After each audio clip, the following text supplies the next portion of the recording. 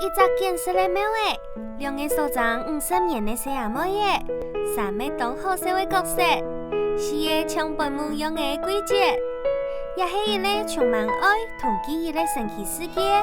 来，听听我也到乡下来点出此个世的节点，就会开始讲故了。台米果，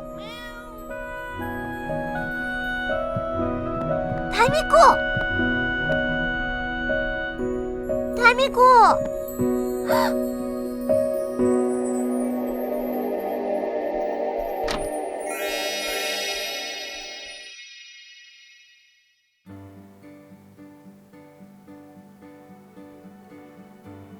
当多小朋友都当好看童话，是讲安用的怎做会出一出童话呢？转到6年前来谈看那童话讨厌人的讲，唔会发现童话的幕后故事同童话同样很精彩哦。这个故事本身这个题材，它其实是一个蛮人文的东西，比较带有人文色彩，然后有带有土地情感的一些作品。那个年代可能或许跟我的年纪也有一点接近，可能大概就是上下这样子，所以我很有感觉，然后也觉得容易进入。那改编的过程里面，当然一定会碰到一些新的问题，因为故事文本本身能不能视觉化，或者是能不能动画化，它已经先把这个时代的氛围先概括的把它划分出来。那对我们来讲，我们投入，然后我们要重新再去塑造，那这个塑造当然就会关系到我个人可能对那个时代的理解，我的养分可能有没有能够从那里面萃取出来。此个世的节点是一个发生在过去的故事，不管是角色、场景、声也各方面都要重新设计过，才会同头摆的感觉老老实实表现出来。像安尼的分镜表，手画的700人中，总共3500架，是动辛苦的工厂。角色的部分，譬如说，小燕子跟可心，因为2个背景不同，然后我们给的颜色也会稍微不一样。服装上面就是说，因为我们的想法是希望它能够一个比较稍微现代一点，并不是那么的传统的符号进来，所以我们在角色的用色上面会稍微有一点调整。在可心，她基本上她头发是扎了辫子，她扎了辫子基本上就代表她是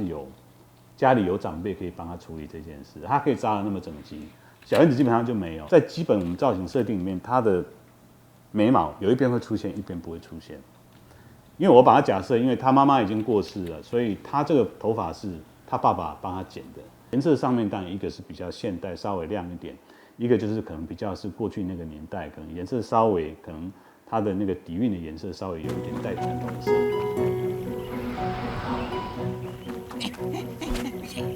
小朋友听到都当家以童话图像看到人为下睇那个角色，一次的设计节点图像没有按你的安排，像係為同母蟹神奇的演出，唔可能有知道有動情的英雄冇呢？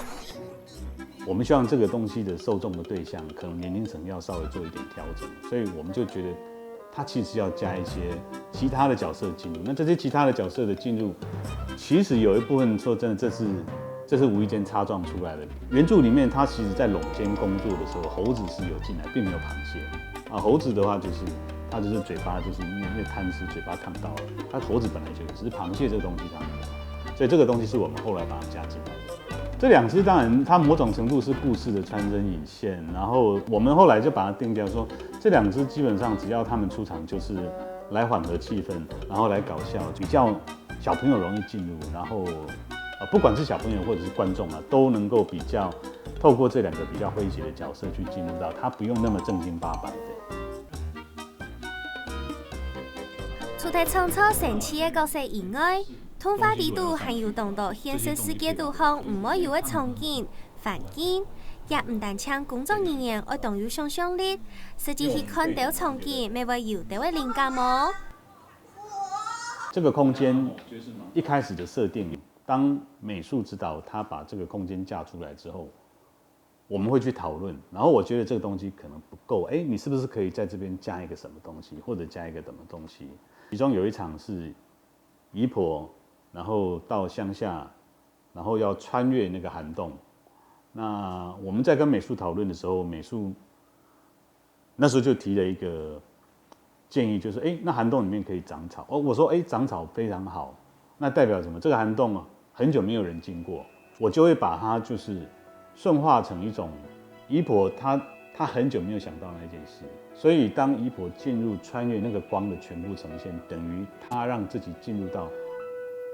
她儿时的记忆。那因为这个东西有一个我自己在比较内在深层的思考，所以就会创造出像那样的一个视觉，所以这个视觉是从内在然后再转化出来的东西。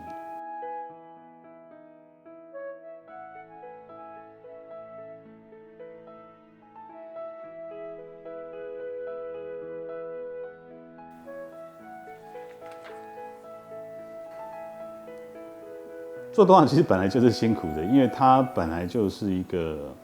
很多细碎的小细节慢慢累积，它是一格一格去堆出来的东西。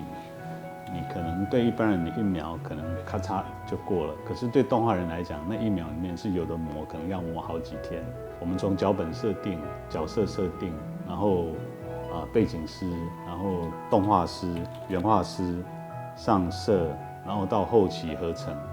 然后到配音，所以你看，就是说他其实基本上在这短短的1秒里面，是让他有很多的人力进入，因为无论如何，最后这个东西